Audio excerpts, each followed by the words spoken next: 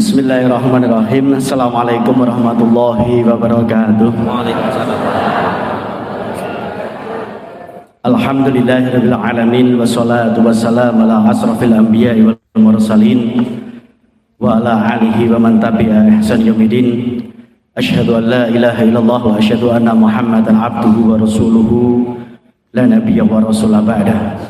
Allahumma sholli ala sayyidina Muhammad wa ala ali sayyidina Muhammad amma ba'du. Sadaya ini pun kawula nyuwun pakupunten Pak Yai. Biasa wae ora sak timah langsung ae kesuwen kok. Ngeten. Kula tak langsung mawon. Nggih. Tiang berkomunikasi dengan jin itu karena 4 hal.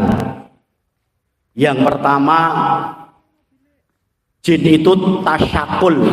Dia memang ujuk-ujuk pengen menunjukkan diri di hadapan manusia. Bahasanya wong Jawa diroi. Diroi, tasyakul. Memang keinginannya jin. Jin semakin sakti, semakin dia raja jin, maka semakin sempurna perwujudannya dengan bentuk yang diinginkan. Jin Jenggoten piring. Jin semakin bodoh, semakin goblok, semakin tidak sempurna perwujudannya. Welek tempat ning ngarepmu lho ya. Maka dalam mitos sejarah Nusantara, Ratu Jin itu ditunjukkan kepada Nyi Roro Kidul, glambur-glambur, wayu, cantik, itu diperkirakan memang sempurna keilmuannya. Jadi ketika panjenengan ibu-ibu, bapak-bapak sedang tinggene kamar mandi, napa tinggene dalan, kok kepethuk tangan melaku, jenengan ampun takut. Iki jin goblok. Nggih, ilmumu belum sempurna kok medeni. Iya, wong lagi tangane tok. Tangane tok. Semakin tidak sempurna menunjukkan dia adalah jin bodoh. Jalan nggak punya tangan, nggak punya kaki, mau ndas tok, jin bodoh. Jenengan ampun ketawa, ya ampun wedi, ngoten nggih. Melaku awak gak ono sirahe, iki jin bodoh. Berarti ilmunya belum sempurna.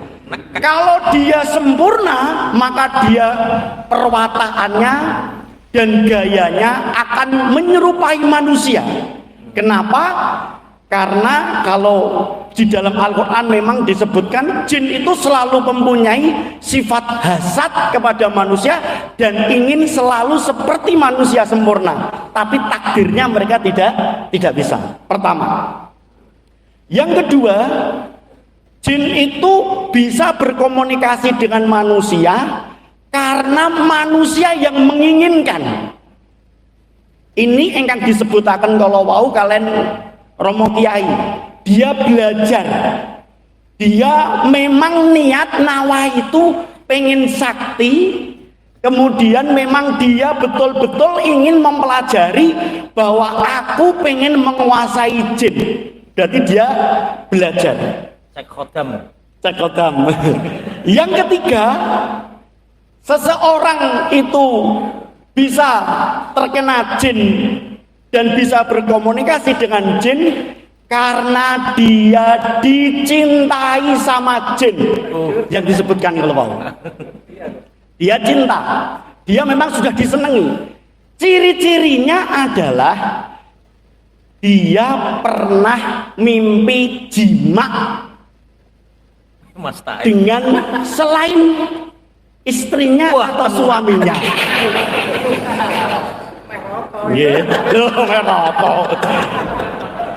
Dia pernah ngimpi jima bukan dengan suaminya atau istrinya diantaranya. Atau kalau laki-laki yang tidak nikah-nikah atau perempuan yang tidak nikah-nikah, kalau dia tidur itu seakan-akan persis ada yang selalu memeluk dia. Jadi nek turun itu pokoknya seneng banget gitu nggih. Jadi seneng banget, pinu banget. Dia kalau sendirian itu atine ayem banget gitu. Maka itu diantara ciri-ciri orang dicintai sama jin. Yang ketiga, di dalam dirinya bisa jin dan dia berkomunikasi dengan jin, atau orang disebut dengan indigo, itu karena nasab. Mbah-mbah zaman dulu mungkin punya ilmu yang hebat, kemudian mbahnya dulu ambil pesugihan, dia bersumpah, aku turunkan ilmu ini kepada 7 turunan. Siapa yang akan diberi dan siapa yang jin itu akan menurun, jin itu akan menurun di antara cucunya yang paling cerdas tetapi yang tidak bertakwa. Cerdas tapi tidak bertakwa. Pinter, tidak bertakwa, maka diperkirakan dia akan mendapatkan ilmu turunan. Roh-roh indigo orang bilang. Iso sekti mandraguna tanpa belajar. Oh ternyata mbah-mbahnya dulu ada. Itu 4 manusia berkomunikasi dengan jin. Bagaimana orang bisa menetralisir jin, menetralisir sihir? Sihir, saya langsung lari ke sihir. Sihir itu leres, bisa mematikan, tetapi tidak secara langsung Pak Yai. Menurut penghematan kami. Iku ana dalile apa karangan? Kalau ini dari jam terbang Pak Yai. Jam terbang. Pemahaman kaya. Nggih, jam terbang niki nggih. Artinya ngeten. Nek setan ini kalau kami logika kami dan diajarkan, nek setan-setan itu bisa membunuh manusia, yang layak dibunuh pertama adalah Pak Yai Toha. Karena dia yang membuat manusia nakal lantaran dadi apik. Wong seneng nyembah setan dadi nyembah Gusti Allah. Oh dadi musuh setan jenengan Pak Yai. Tapi kan mboten ngoten kan itu. Jadi ternyata memang dia disebut sihir ini bisa mematikan, sihir ini bisa membunuh. Itu karena dia masuk ke dalam tubuh kita dan dia merusak jaringan di dalam tubuh. Sistem kerja mekanisme jin dalam sihir. Di dalam hadis Rasulullah Shallallahu Alaihi Wasallam niku disebutakan di manakah jin itu berada di dalam tubuh kita, sihir berada di tubuh kita. Disebutkan dalam muttafaqun alaih, yajrul aladam, dia berdarah, berjalan di darah. Jadi ketika di mana tubuh niku ning jero, ning ngene berjalan di alur darah, dia berjalan. Maka ciri-ciri di antara orang yang di dalamnya ada sihir, ada jin nakal, ketika ada tilawah Quran, ada ngaji, ngeten niki rasane getahe niku mlaku. Nggih. Ciri-ciri paling gampang niku gringgingen. Nggih. Gringgingen. Ciri-ciri paling gampang. Nggih. Masalah nanti besar dan akutnya itu beda-beda. Tapi diantaranya dia gringgingen ciri-ciri. Maksudnya nggih, wangger ngrungokke Quran, mendengarkan wirid, terus dia diajak ngaji, ada adzan, kok gringgingen terus. Itu 80% ada jinnya. Lah nek memang seminggu sekali gringgingen itu ya normatif. Normatif Bu. Kelamaan duduk 3 jam gringgingen normatif. Tapi kalau dipakai wirid, dipakai baca Quran, dipakai ngaji, mesti gringgingen. Jenengan 80% ada sihir, ada jinnya. Ada sihir, ada jinnya, 80%. Kami tidak berani mengatakan 100% karena itu masalah gaib. Kita hanya memperkirakan, menganalisa. Oke. Itu ciri-cirinya. Terus kemudian kayak iso guyu bering yo ono potensi. Merengut ya. Merengut. Karena dia di dalam tubuh, di dalam darah, biasanya dia akan mengambil spot-spot darah. Maka di antara orang yang terkena jin itu kalau terkena sihir, Kalau dia diperiksakan biasanya, oh jenengan kena jantung mbak. Saya tidak mengatakan bahwa orang yang sakit jantung itu terkena sihir, tidak. Tetapi di antara ciri-ciri orang yang terkena sihir, dia seperti orang terkena jantung. Apa? Di dada kiri seperti kesetrum berkali-kali pak. Dididit, dididit, dididit, dididit. Yakin. Dada kiri. Rasanya kok ngene ngono ya. Sakit. Kenapa? Karena jantung itu kan pusat peredaran darah. Jantung dan beberapa titik-titik denyut nadi. Maka orang peruqyah, di antara panjenengan mengenai peruqyah, maka biasanya daerah sini, kemudian diambil di area telapak kaki, kemudian telapak tangan, kemudian agak sensitif biasanya di bawah niki nuwun sewu nggih niki ya nggih niki wonten bener niki nggih diluruske Mak plek di bawah sini sini nggih sini ini dipecet sini tek gini nggih di sini nah betul nggih diungkap sithik sedhet gini lho ngoten nggih nggih betulan betone lanang kareng ngene nggih sithik nggih niki jadi di daerah situ nggih Lo bayang nopo sih? di daerah sini itu menangani dalam masalah jin. Cara paling gampang, apakah saya terkena sihir atau tidak? Jenengan duduk lurus, kemudian ngeten, kakinya membuat V, geget gini, kemudian V, jempol sini dengan jempol sini jangan nempel. Kemudian membaca ayat-ayat yang dibaca, doa-doa yang diajarkan sama Pak Yai tadi. Tapi duduk lurus nanti di rumah, duduk, jelonjor, tempel ke tembok, terus bentuk V. Angkat kalau di dalam kitab membentuk huruf 7, berarti 7 ini Arab, betul nggih. Baca ayat-ayat tadi, setelah itu lihat antara jempol kanan dan jempol kiri niku jenengan delok niku nglambyar apa mboten?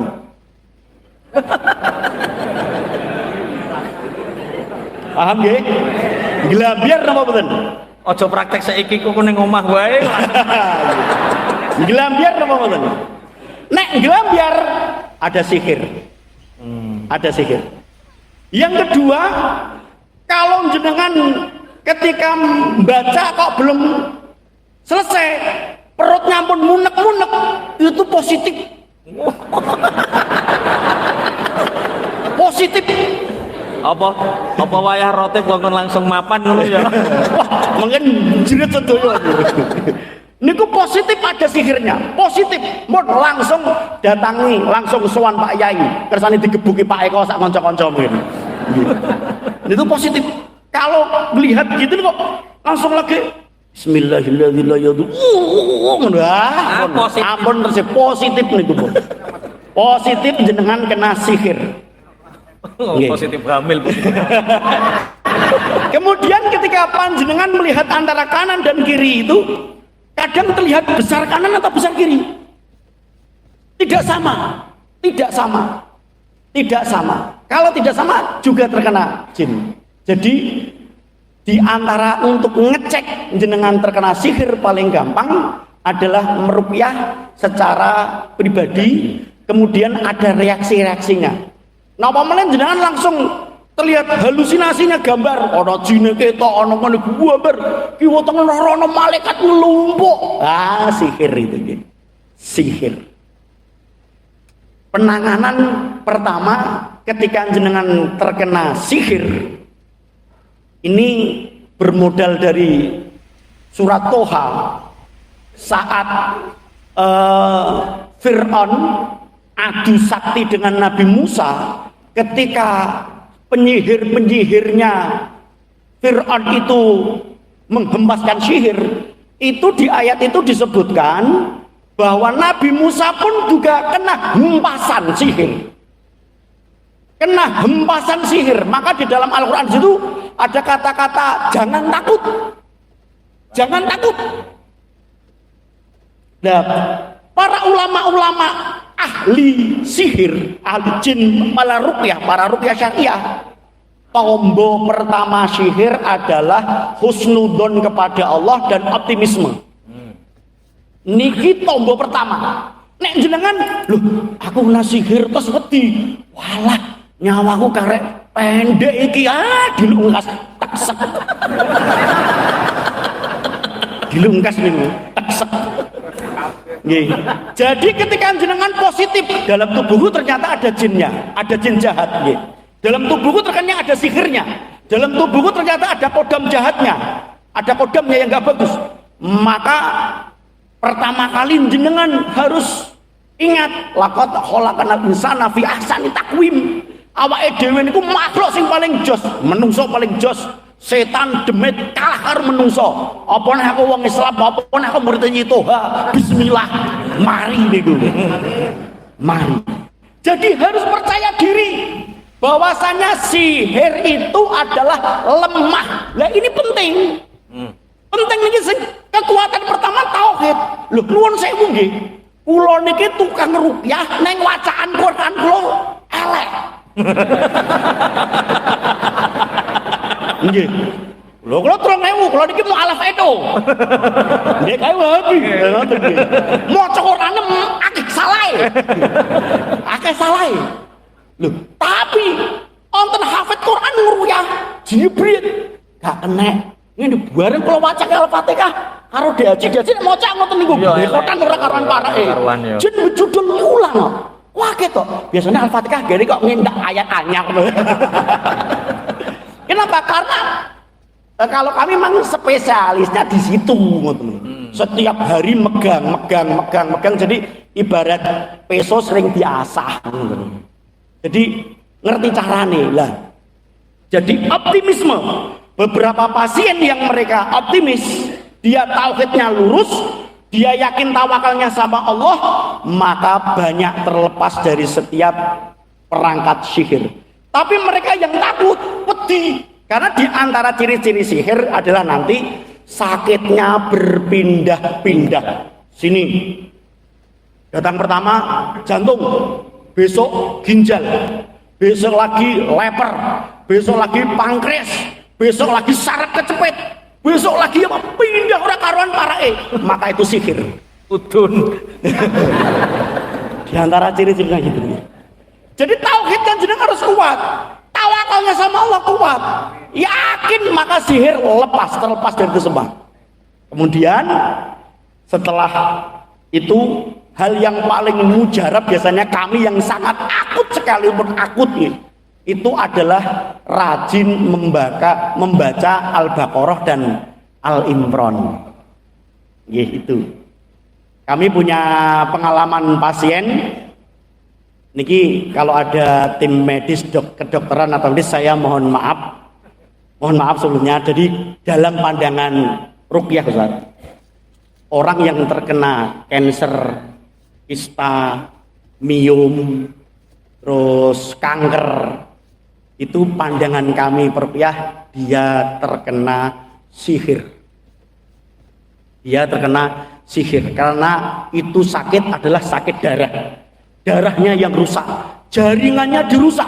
Maka di antara ciri-ciri tumor, kanker itu berpindah-pindah. Terus diketok, bedudulnya, ketok, bedudulnya. Kan seperti itu yang kena tumor, kanker itu kan seperti itu gayanya. Maka di ruqyah pernah ada orang dia terkena, maka 3 hari baca Al-Baqarah sekali, karena Al-Baqarah kan panjang, 3 hari sekali. Ternyata dia salah prosedur, dibaca sehari 3 kali. Mati, meledak,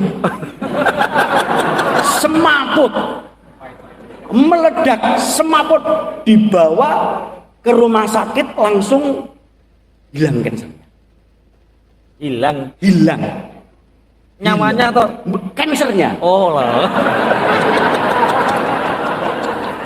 Kansernya meledak, nyeprot mak, brut. fisiknya nggak kuat, geblak, langsung dibawa ke rumah sakit. Nggih. Hari ini pun saya juga baru nangani cancer ini. Hari ini cek setelah 3 hari kemarin kita tangani, hari ini ke Semarang. Ke Semarang cek, Mbak, semoga baik. Nah, ini belum laporan. Sebenarnya laporan kita mulai laporan baik. Semoga. Jadi baca Al-Baqarah sama Al-Imran terus detail terus. Jangan mengandalkan peruqyah. Jangan mengandalkan kami. Jangan mengandalkan Pak Yai. Suwok pisan pindho seminggu pisan lah oke lho. Saben dina teko niki pripun pajak suwok ngeplak. Pertama dilus-lus. Lah sesuk mbuang lho apa ini gimana wedila itu. Ini kebanyakan yang tidak sembuh. Dia makanya ketika dia kena sihir, karena sihir itu lama, mboten disuk langsung mari. Apa sing wonten tiyang linglung wis ora gelem madu setahun. Linglung ora gelem madu setahun, ada sembuhnya enggak sehari 2 hari.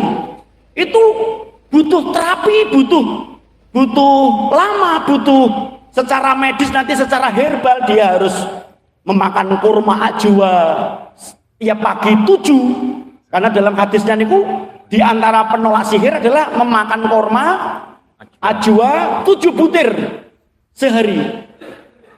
Terus kemudian minyak zaitun, terus kemudian memperbanyak makan pisang niku penolak sihir. Pisang itu penolak sihir. Terus daun bidara, kalau daun bidara tidak ada daun kelor. Terus kemudian sering makan lele atau welut.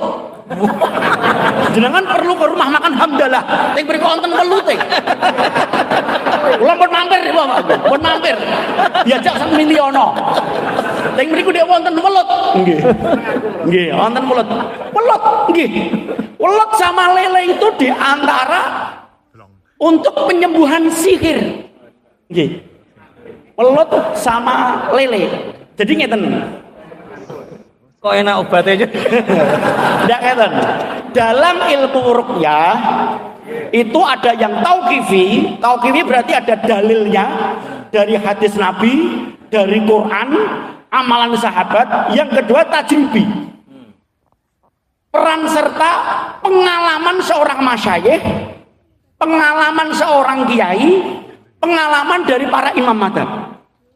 Lah itu kemudian dipakai. Nah, yang tajribi itu memang kadang mandi, kadang enggak. Karena level loh. Pak Yai ndenge maca iki langsung ilang kok aku ora. Bacaane sama, tapi level imanin jenengan karo level Pak Yai beda, masalah kan ngoten. Padahal jenengan catet doane Pak Yai pun jenengan catet sedaya. Lafate sama, jumlahnya sama. Loh, Pak Yai iso mari, kok aku gak mari? Karena imannya beda. Sifatnya kan hanya itu, jadi tajribi. Jadi niki sing jenengan harus pegang betul niku kekuatan iman. Soalnya sihir itu memang talbis iblis. Terus diantaranya bekam. Bekam itu jadi ngeten. Darah kita ini setiap 120 hari itu kotorannya banyak. Ada darah-darah kotor yang tidak baik, maka harus dibekam. Kecuali jenengan olahraganya kuat, maka darah-darah kotor itu akan hilang dengan sendirinya karena terjadi keringat. Bila tidak, maka darah-darah kotor itu harus diambil, dibekam. Maka di antara sunnahnya kan setiap sebulan sekali itu ada sunnah melakukan bekam. Ngertos bekam nggih Pak nggih? Jadi bekam itu minim 120 hari. Kenapa 120 hari?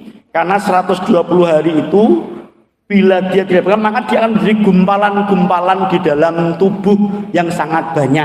Gumpalan-gumpalan darah di dalam tubuh yang sangat banyak itu nanti yang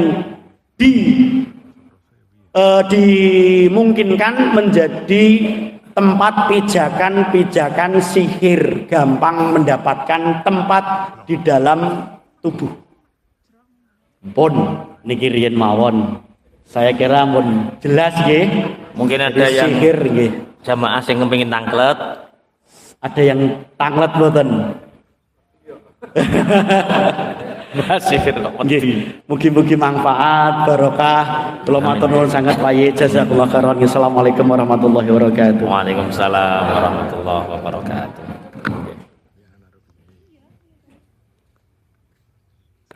Nek pancen pakar niku rak yo mantep. Yang penggaweane kuwi. Nek kula apen nerangno mantep yo ora penggaweane. Kula asline nggih rupiah nggih saged. Cuma nggih wegah ngurusi wong beneh angel ngene apa sing ora beneh. Ngurusi kok sing ora beneh. Masyaallah, masyaallah. Niki tentang enten sing mikir, rae pengin bekam kok bayar neh. Jenengan matur mawon Pak Eko. Santri-santri yang mutakharrij itu sudah kita bekali bekam, sudah kita bekali fasdu. Fasdu itu cantuk cutat, kalau hijamah itu cantuk bekam. Anak-anak niku pun saged menawi jenengan kepingin gratis apa infak seikhlasnya matur Pak Eko mangke kersane diparingi tim teng mriko. Fasdu niku ketahe milih tur di samping lega ya kepenak ya sehat ya terjauh dari sihir. Utawa bekam sing kaya biasa disedot niku enten fasdu, enten bekam. Insyaallah Ramadan kita buat Ramadan camp untuk anak-anak mutakharrij mestinya, tapi jenengan nek kepingin dadi peruqyah kaya Ustaz Deno Aji kaya wau belajar kita ajari. Wah, apa kudu dadi praktisi ruqyah mboten. Ya minimal iso ngobati awake dhewe. Soale kula dhek wau nembe badhe ngaji tafsir Jalalain tentang tukang sihir. Tukang sihir iku mbodoni. Nah, peruqyah sing ora hati-hati ya mbodoni padha wae. Lho, nggih. Peruqyah niku nek mboten hati-hati, mboten ngerti tatanan syariat, niku ya mbodoni. Mereka urrafah, mengaku-ngaku tahu sesuatu yang tidak tahu. Nah, mengaku-ngaku sesuatu yang tidak tahu itu 40 tahun amal ibadahnya ditolak oleh Allah.